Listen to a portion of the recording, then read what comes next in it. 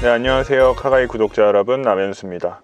오늘은 제가 랜드로버의 디펜더 110, 그 중에서도 P300 X 다이나믹 모델을 타고 나왔습니다. 제가 이전까지 디펜더 차량을 꽤 많은 시승을 했었는데 오늘 갑자기 또 제가 디펜더를 타는 이유가 있습니다.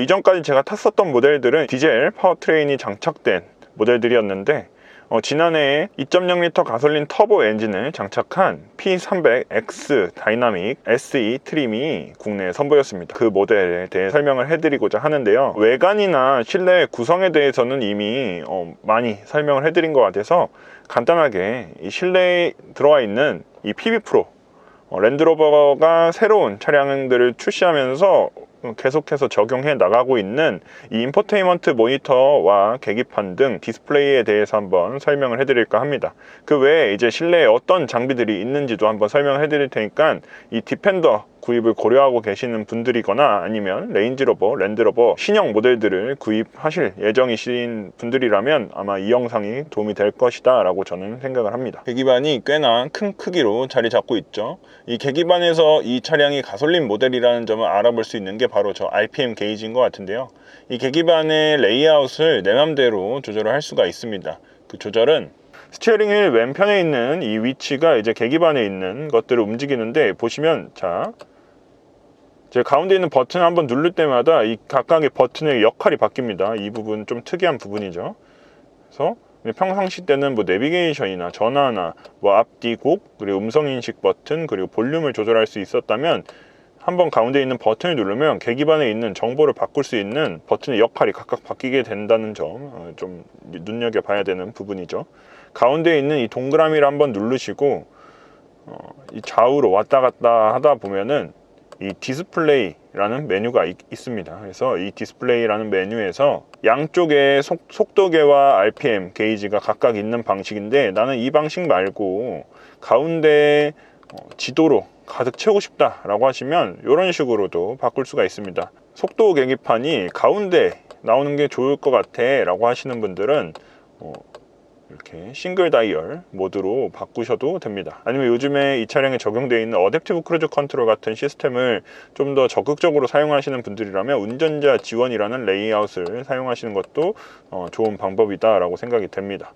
그 오른쪽에 있는 이쪽 버튼 뭉치는 주행 보조와 관련된 버튼들입니다. 그래서 차선 중앙 유지 장비나 아니면 어댑티브 크루즈 컨트롤 같은 핸들 열선 같은 장비들 이런 식으로 만질 수 있게끔 구성이 되어져 있습니다. 디펜더는 이게 약간 밀리터리 룩이라고 할 수가 있는데 굉장히 뭔가 이 상남자스러운 구성을 가지고 있습니다. 그래서 이 각각의 비어있는 구간에 뭔가 이 수납 공간이 자잘하게 굉장히 많아요. 그래서 이 앞에다가도 짐을 올려놓을 수 있게 되는데 저는 여기다가는 이제 무거운 짐을 올려놓지 않는 것을 추천을 해드립니다. 왜냐면 사고가 만약에 났을 때 여기 있는 무거운 짐이 날라올 수가 있기 때문에 여기는 뭐 가벼운 뭐 지갑 같은 거, 부피가 크지만 좀 가벼운 짐들을 올려놓는 거에 아마 안전상에는 도움이 되지 않을까라고 생각이 들고, 이제 센터패시아 모니터가 들어가는데 이게 특이한 방식이죠. LTE 칩셋이 2개나 들어가져 있고 이 안드로이드 핸드폰들에 들어가는 CPU가 동일하게 적용이 되어져 있어서 이 반응 속도가 꽤나 빨라요. 그리고 여러분들 많이 보시던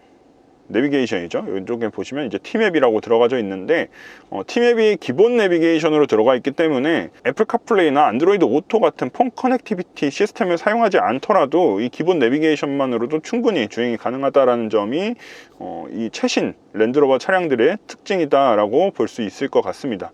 핫키들이 있어요. 내비게이션 바로 갈 수 있는 버튼, 핸드폰 연결, 그리고 뭐 라디오나 뭐 이런 장비들로 바로 갈 수 있는 이런 핫키들이 있고, 오른쪽에 이제 보시면 설정도 많이 사용할 것 같은 그런 메뉴들을 이렇게 바로 구성을 해놨기 때문에 사용하기 용이하도록 만들어 놨다.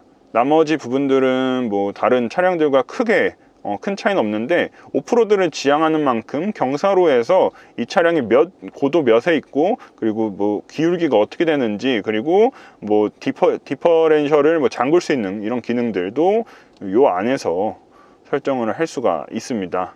그리고 서라운드 모니터도 이렇게 들어와져 있는데 손으로 이렇게 돌려가면서 내 주변에 어떠한 장애물들이 혹시 있는지 없는지 또 확인할 수 있도록 이렇게 구성을 해둔 점도 재밌는 부분이라고 저는 생각을 합니다.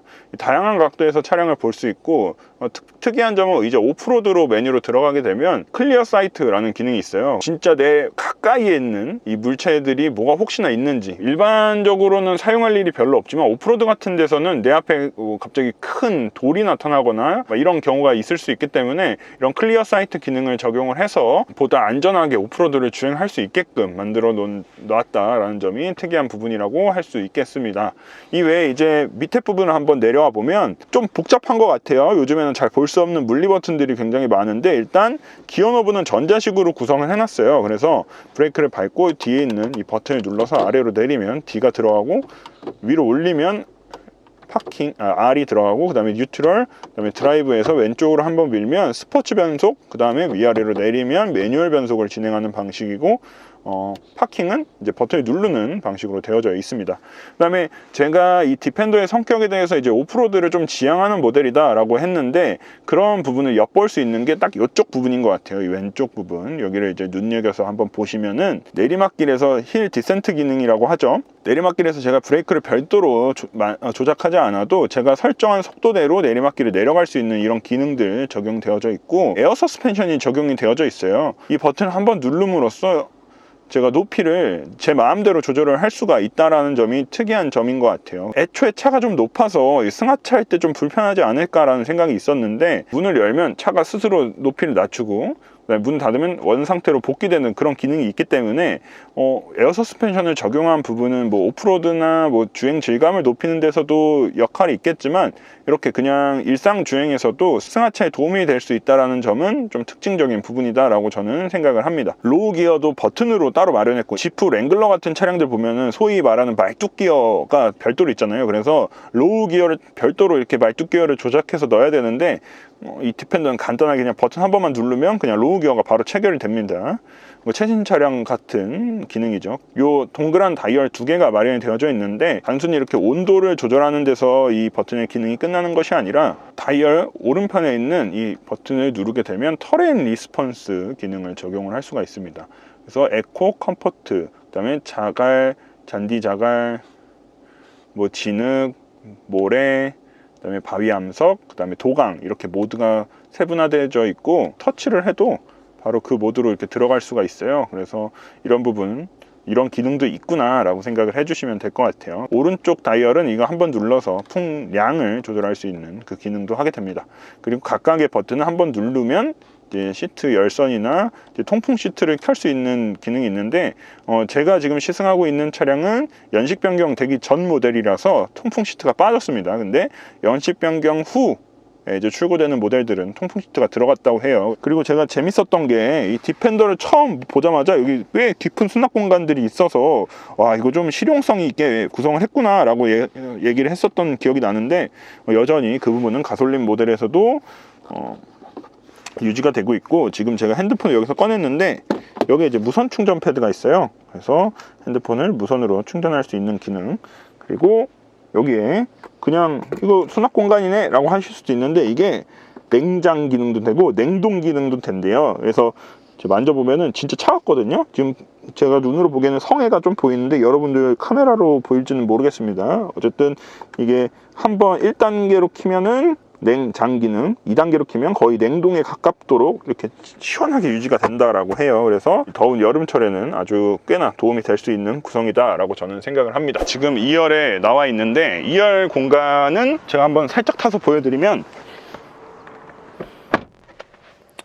주먹 한 2개 정도 여유롭게 들어가는 공간이고, 헤드룸도 제 신장이 179인데 머리에 주먹 하나 이거 세워서 딱 들어가는 그 정도의 공간이다라고 볼 수 있습니다. 그리고 재밌는 구성은 여기에 이렇게 별도의 구멍이 있어요. 여기다가 태블릿 PC 같은 거 거치할 수 있는 거치대를 달 수 있는 구멍이다라고 저는 알고 있거든요. 그래서 이런 부분들 패밀리 SUV로서 충분히 활용이 가능하다, 그런 구성이고, 그 다음에 USB 충전 포트가 굉장히 많아요.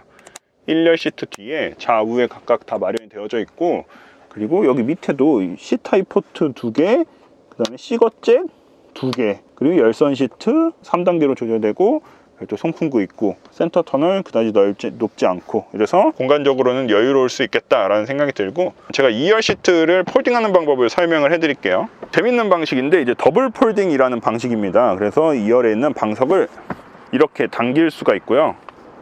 여기 있는 버튼을 누르면 이렇게 접혀요. 헤드레스트를 다 접으시고, 그 다음에 여기 뒤에 있는 버튼을 눌러서 이렇게 꾹 누르면 완전히 평평한 공간을 구성을 할 수가 있습니다. 이 길이가 짧아서 뭐 차박은 제가 봤을 때 좀 불가능할 것 같긴 한데, 어쨌든 바닥이 평평하다라는 점에서는 괜찮은 방식이지 않나 라고 생각을 합니다. 그러면 오늘 디펜더에 대한 간단 리뷰는 여기서 마무리하도록 하겠습니다.